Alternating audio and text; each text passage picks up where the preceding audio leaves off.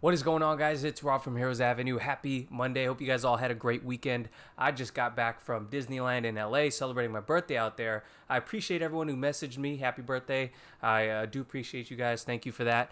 Man, that Rise of the Resistance ride is amazing. Oh my gosh. I can't wait to go back there. But, anyways, today I wanted to talk about a couple things that have been obviously talked about online to a great extent, has to do with James Gunn's The Suicide Squad and its box office performance. And then we're going to go ahead and talk about what we would like to see from the DCEU going forward. And obviously, that's going to take not only my opinion, but yours, because, to be honest, the DCEU right now is kind of at a crossroads as far as I'm concerned. We got the Discovery merger coming up. So whatever that's going to bring is uncertain. But then we also have this Suicide Squad movie underperforming at the box office, which we're going to get into. So where does that leave leadership, and where are we going to go next with the DCU? That's the big question. So with that being said, let's get started. If you haven't already, please do like the video and subscribe to the channel. Let's get started with topic number one, which has to do, of course, with the Suicide Squad. Now, I gave my, I went on a live stream, just kind of gave my overall thoughts in one go. My girlfriend hasn't seen it. We're about to watch it again tonight after I do this video right here. And I'm not going to go into that so much. I'll just say I did really enjoy it with some things that I didn't like so much and some weird choices. I did like the movie. I really enjoyed it. But the majority of Americans, I should say, the majority of fans didn't enjoy it because, or at least didn't go out to support it because it underwhelmed at the box office. So let's go ahead and get into this right here. We got an article by Variety, and it says, "Why the Suicide Stumbled at the Box Office." And I would expect something like Variety to defend it, especially because there's been so many great critical reviews. But I do think the rationale that they bring up in this article is fair. I'm going to quickly go through it, but you can read through it if you'd like. Let's quickly go through some of it. It says, despite the best laid plans of Hollywood studio and cinema operators, the movie theater business is still struggling to mount a recovery from COVID-19. For a while, the box office looked poised for a comeback with a string of pandemic-era record opening weekends, including A Quiet Place Part 2, which was amazing and you should watch. I highly suggest it. Paramount Plus, get a free trial. F9, 70 million, and Black Widow. I also enjoyed Black Widow in June and July. Despite a few well-timed theatrical hits, multiplexes aren't home free yet. The persistent uphill battle that faces the film industry was illuminated last weekend with the release of The Suicide Squad. The R-rated comic book adaptation had all the makings of a box office hit: stellar reviews, charismatic supervillains, and cinematic anomaly of Sylvester Stallone as a digitized shark. However, the Warner Brothers movie fell short of expectations, earning $26.5 million in its first 3 days of release in Northern America. The Suicide Squad generated another $35 million internationally, taking its overall tally to $72.2 million. Those figures, while not entirely unexpected considering the ongoing pandemic, are disappointing because the studio spent a massive $185 million to produce the film and at least $100 million more on promotional efforts in the hopes of steering its DC property in a direction that's both critically and commercially viable. Now, you can read the rest of their rationale in terms of why they say box office didn't do so hot. But I'm going to go ahead and just this was the biggest reason, and it's the most obvious reason. And if you deny this, then you are living in an alternate reality.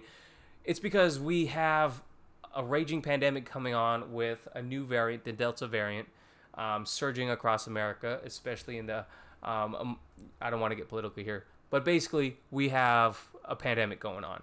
So it's a no-brainer why a lot of people aren't flocking to the theaters. So it's just a fact. You guys can try to debate that if you'd like, but a lot of people are not going to come out to do that. I know several people who are vaccinated and have caught coronavirus. I have friends who have family members that have passed away from it. It is a serious thing.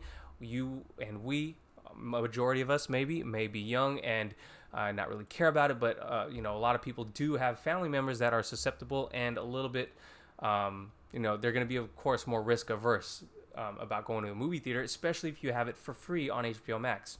So I watched it on HBO Max, to be honest. Darren watched it out in the theaters. I wish I could have watched it out in the theater.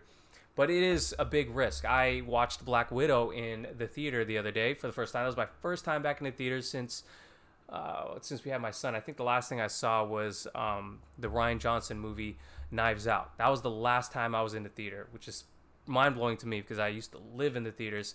But it is a serious thing. I can't imagine that the movies are going to be the same after this, just to be honest.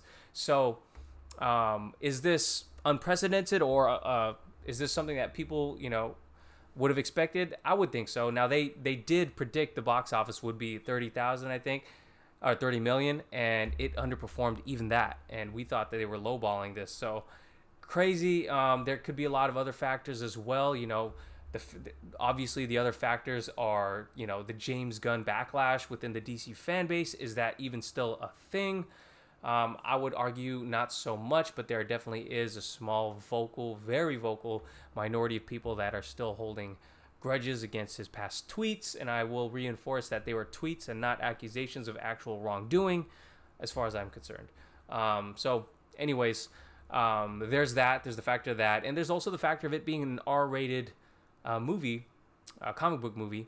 And there's also a factor of it being a sequel to, while a highly profitable movie in Suicide Squad, also a critically panned movie as well that was absolutely terrible. I enjoyed the cast, enjoy elements of the theatrical version of Suicide Squad, but it was a terrible movie.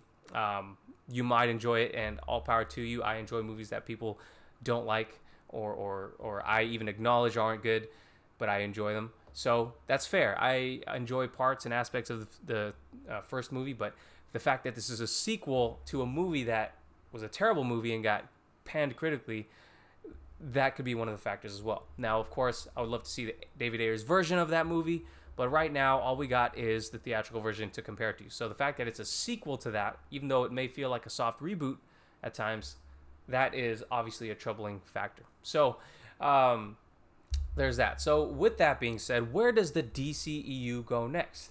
The DCEU, now this next thing I'm about to pull up, it's an article from a source that I am not sure I fully trust. I haven't really heard them. They're kind of new, and they say they have sources. I would also take sources as a grain of salt, but they say that exclusive Taika Waititi in talks to direct a DC Universe movie. Now, I'm not going to read the whole article again, but again, basically, I'm going to summarize the little bits and pieces. They say, according to their sources here, Taika Waititi, who, spoilers ahead, just a small spoiler, Taika Waititi is in the Suicide Squad in a cameo, and he was a very apparent cameo. He was Ratcatcher #1, because Daniel Melchior is Ratcatcher #2, and he plays the father, who shows up just for a quick second in the movie. But this article goes on to say that basically because he was on set, he was with James Gunn on a DC set, he was obviously talking with Warner Brothers executives, potentially planning a move to DC. But he has a lot on his plate right now. He obviously has Thor 4 coming up, Love and Thunder.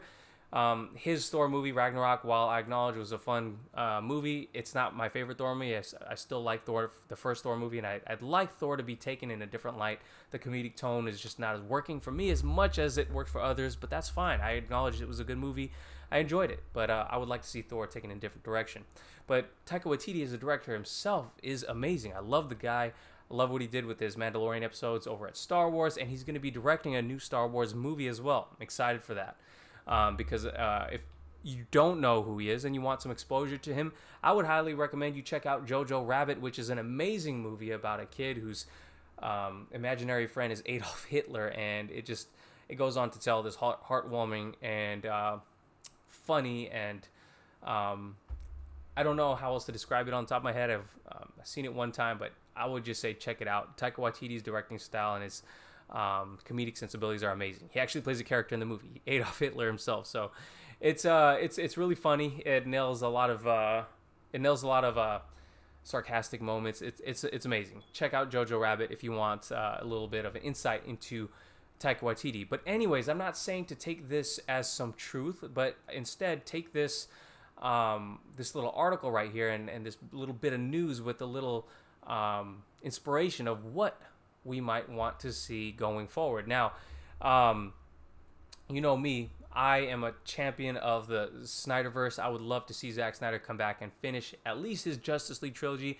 he already has left his mark on the DC universe. You can't expect the man to direct every DC movie, and you can't expect him to produce every. Well, maybe you can, but I don't see that happening. He has his deal with Netflix. He has his universe over there that he's creating and fleshing out. Good for him. I would love for him to come back. With the leadership at Warner Brothers right now, I just can't see it. So my question to you guys is, what would you like to see going forward for DC? Now, what I don't want to see is literally DC. What it feels like DC is doing right now is trying to capture Marvel's fire instead of creating their own magic.